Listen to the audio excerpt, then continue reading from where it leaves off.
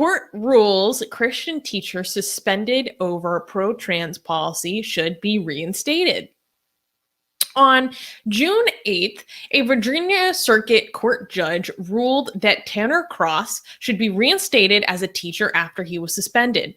Judge James Plowman of the Loudoun County Circuit ruled that Tanner Cross was exercising his freedom of speech when he declared during a school board meeting on May 25th that he would not use the pronouns of transgender students.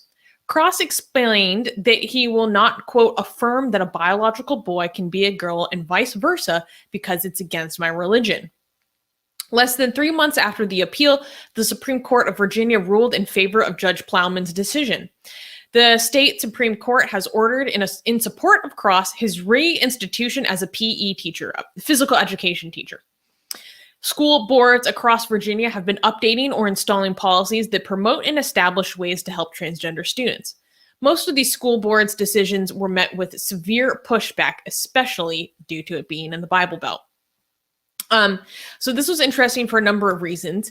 If you guys remember, maybe it was last week, maybe the week before, we covered a story of this Christian teacher who quit the school, her job during a school board meeting that was specifically about this pro-trans policy and whether it should be adopted. And she quit it because she basically inferring that this was against her beliefs.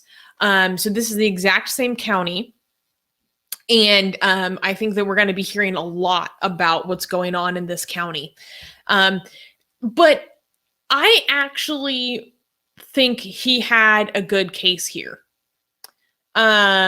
So I disagree with him and his position. And this is partially because I'm going to have to find the exact quote in a second. But basically, the court found that it was unconstitutional because it, quote, silenced others from speaking publicly on the issue of transgender rights. When the school system tried to appeal the decision, the justices said that the circuit court, they failed to prove that the circuit court abused its discretion, saying you're like not providing a good enough of a case. And they didn't do a good job proving that his behavior and conduct was actually worthy of suspension based on their own standards. In Monday's court order, the justices wrote that they found one of Loudoun School District's main stated reasons for suspending Cross, which was that the teacher's comments about trans rights were disrupting typical school operations, unconvincing. The justices wrote that Loudoun County school system never produced any real evidence that Cross's continuation as a physical education teacher would, quote, harm children, nor was there sufficient parent outrage to justify his suspension, they concluded. So they were saying based on your own standards of him, you basically suspended him because you said that he was disruptive to the school environment, but they said that that's not going to stand because they said that they didn't provide enough evidence that that was actually the case. Okay, I don't understand how you could argue that, okay, so the teacher doesn't want to affirm that a biological boy can be a girl and vice versa. So basically he's like an anti-trans person, right? Like yes. He doesn't understand the overwhelming science that we have around this issue, and he's like a anti-trans bigot, right? Or either he's ignorant or a bigot or religious, which means both. But I don't understand the court's argument that not allowing this teacher to be a teacher in the school, like maybe you could correct me, why would that mean that he's being silenced? Because nobody's stopping him from saying whatever he wants.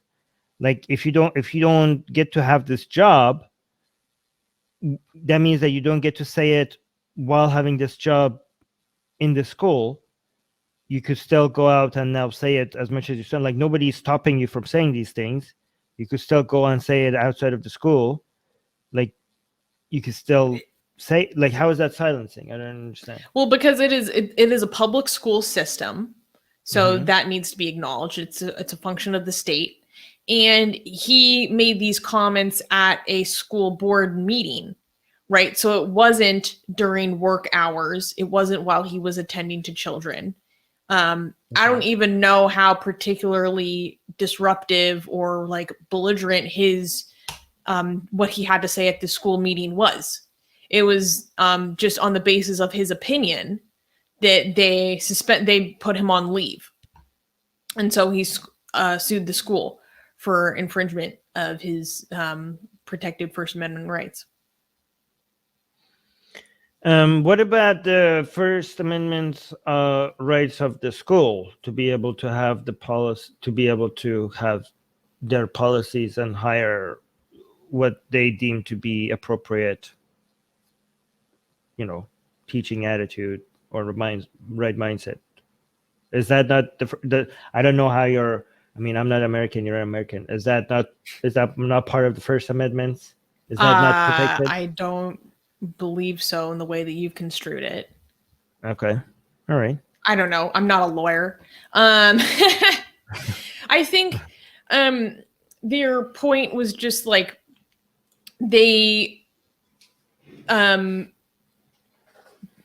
why is he being fired for his comments in a public meeting? It wasn't actually in his capacity as a teacher, although he was a teacher speaking about how he felt about the policy. So I can see the contention there. And so the lawsuit is actually going to proceed through the court system, but he's going to actually be able to continue work while it is ongoing. And the lawyers that are assisting him have actually turned this into a class action lawsuit, I believe. So there are other Christian teachers who are joining him in their suit against the county school system over them abusing, or their religious freedom privileges being abused because of this policy. And so that's something I don't like. I'm not... I don't have as much of a in-depth legal knowledge to know to what extent it's reasonable for the school to fire or put someone on leave for their comments that they make at a public meeting outside of school hours. To me, that feels kind of dicey. I understand why the school might have an interest in doing so, because he's voicing opposition to a policy that they ended up eventually approving. So they're maybe saying oh, you're expressing that you're going to violate our policies, but a stronger case would be that you actually did violate our policies.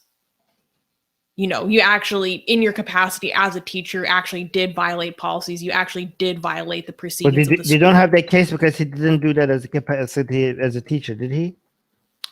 No, he was at a school board meeting talking about his concerns as being a teacher, but he wasn't being a teacher at that moment. He was doing this in relation to his students, and the policy, I believe, wasn't even approved and in place at that point. Okay, so does that mean that the court would be A-okay with letting this guy go if he said any of these things as his capacity as a teacher? Do you know what I mean? Then if he actually said the same things, but he was saying that in a class or as a teacher, then the court is okay, you can fire him. That's fine. I don't have nearly enough legal understanding to be able to tell you one way or the other. In fact, what I just expressed could be an incorrect interpretation of how I understood the reporting on this. So here's another question. If the court, I'm not saying, but if I'm asking these questions, I'm not just saying that you should have a good answer, because none of us are lawyers here, right? So I'm just putting it there as a question to wonder about, not as a question for us to have a definite answer to, okay? I'm just wondering, and here's the thing I want us to consider. Does that mean, okay, if you can't fire a teacher because of what the views that he's expressing outside of the school, and not as his role as a teacher, does that mean if this teacher outside of the school was attending KKK rallies, right? Or if he was doing the you know what salute, right? outside, like if you have like pictures on social media of him like doing the Adolf salute, and he was like, I didn't do this in school. I didn't do this as my capacity as a teacher, in my capacity as a teacher. Then the school was like, this is very disturbing. Look at this teacher like attending, like putting the triple K costume and doing the Adolf salute, and we don't want this person as a teacher. If this teacher came and said, well, I didn't do this in school, I didn't do this as a teacher, this was completely outside of the school, and you can't fire me for this, then would this court also come and say, like, yes, you can't fire him for this? I have no idea. I don't know. Yeah. Because that would be it's a like... good question. Yeah. And if you can fire him for that, then why can't you fire him for this? You know what I mean? Well, I think a key difference would be if the hypothetical situation that you're posited did occur. Part of what the court considered in their decision was the feedback from the parents of this community. So, quote, a tiny minority of parents requested that Cross would not interact with their children, the justices wrote. However, the defendants, Loudoun County Public Schools, identify no case in which such a nominal, actual, or expected disturbance justified restricting speech as constitutionally valued as Cross.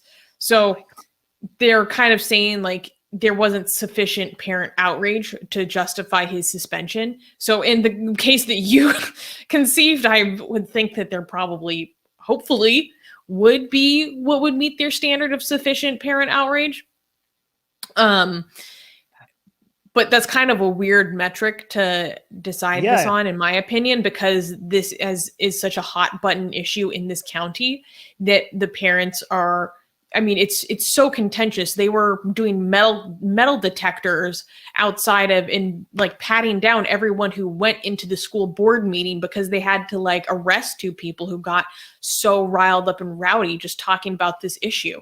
And part of this has to do with like a moral panic over critical theory as well, because that's kind of been conglomerated into a giant thing.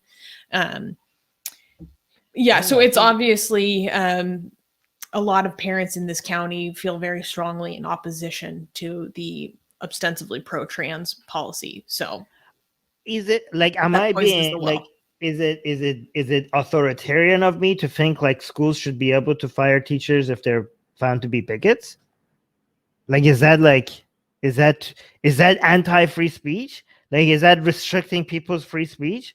Like, if we don't want to work with you because you seem to have some bigoted views, so we don't want you in the school, your free speech is not being violated. You can still go and say spread your garbage. You can still do that. Nobody's violating your free speech. We just don't want you here. Like, are we forced to work with you even though we like I don't understand. Like, is this like, I don't know, I have to think about this. I just don't think like this is like if violations of someone's free speech. Like, you happen to be a bigot. We have trans students here. We don't think they will feel comfortable. Like, our role is to make this an environment that they feel like they're welcome in. And you being a bigot, having this job doesn't go make like our mission to make this seem like a welcoming environment to more people. It goes against that. So that's why we don't want you here. I think a school has every right to decide that. I think you're violating the rights of the school to make these decisions for providing the service that they're there to provide for more and more people. You know, I'm open to change my opinion on that, but I think the school should have that right. It becomes, if this was a private institution, this wouldn't be nearly as much of a problem. But this is a public institution. I think they would have a much stronger case, even in the position that you're making up, is if that was actually affecting that person's capacity or behavior within the classroom. Okay, even if it's a public school, they still are supposed to be providing service. I mean, the fact that it's a public school, that means they're supposed to be there to provide an environment for all kinds of students, right? Like, for example, if I was Black and my teacher was a member of KKK, right? Even if he never announced that and mentioned that in school as a school teacher, this is not a welcoming environment for me if these are the teachers. Do you know what I mean? Like if that is public knowledge and I know this person has these views, if he's clever enough to make sure he never mentions that or advocates that in school, I still don't think that this school is for me if these are the kind of teachers that are teaching there. Like, you know, and I want, as a school, I want to make sure that this is an environment where people don't feel intimidated to come, like that is tolerant of the students. Like, you know, I'm thinking I'm more worried about like making sure that more students feel welcomed in these schools rather than this teacher being able to maintain that specific job while being a bigot. That's just, I mean, based on the limited information that I have, which could be completely inaccurate, and I'm happy to change my position of this, but that's my inclination, to worry more about students, you know, not facing bigotry and not feeling welcome in their school in school environment, rather than this teacher having to go find another job while also having the free speech to spread his garbage. Well, this is doubly complicated by the fact that this is a religious freedom issue. So in the issue that you're bringing up, that doesn't actually involve religious freedom. But here, he has the privilege of the protection of his deeply held beliefs, right? Which things are treated very differently. Religious freedom, aka religious privilege, not actual freedom. Because other people don't enjoy your same benefits. Well, not all religious freedom is religious privilege. Okay, but here it is. If it's religious privilege, not freedom, when other people have to abide by certain rules and you don't have to because it's your religion, that's religious privilege. That's not religious freedom. That's religious privilege. Yes. All right. Actually, do we want to highlight anything? Blank name is saying it depends, and then is quoting something. I'm not sure what he's quoting. So I think he's quoting himself. I think he's quoting himself. But go on. I'm not sure. First of all, government employees are only protected by the First Amendment when they are speaking as private citizens. And I believe at a public school board meeting, he would be speaking as a private citizen. Yes, but protected means what? Protected, that means that you don't go to jail for what you're saying. You don't get a fine for what you're saying. The government doesn't come after you for what you're saying. It doesn't mean that government is going to protect, like that you can't lose your job for what you're saying. For example, but it's a government job. Yeah, but okay. For example, let me give you another example of another government job. Okay, you being a police officer, right? That's a government job. Okay.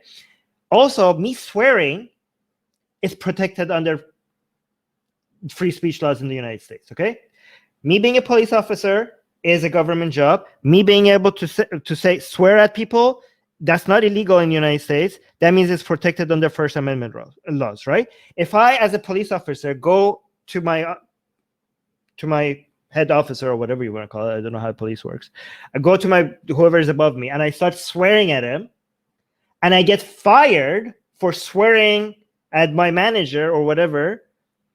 That doesn't mean that your free speech was violated. Okay. You still get to go swear at people as if you're in this, you still get to write and say, use whatever swear words you want, okay? But if the requirement for you to be a police officer is not to swear at your manager, not to use swear word against manager, even though this is a public job, even though this is a government job, that's not guaranteed. You can't be like swearing is protected under the First Amendment. This is a government job, so this is a public government job. That means I should be able to, as a police officer, I should be able to swear at my manager. Nope, you lose your job and your free speech hasn't been violated. Does that make sense? Is that a good example? I think that's a good example.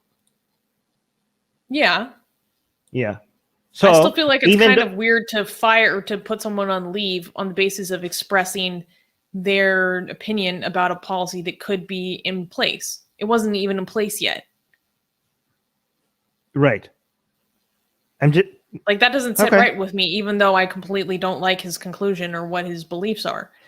Even if this is not, even if this is wrong, even if this isn't set right with you, I just question the fact that it's not right because it's a free speech issue. You know what I mean? I'm just wondering if it is actually a free speech issue. If you lose your job. That's what the courts decided.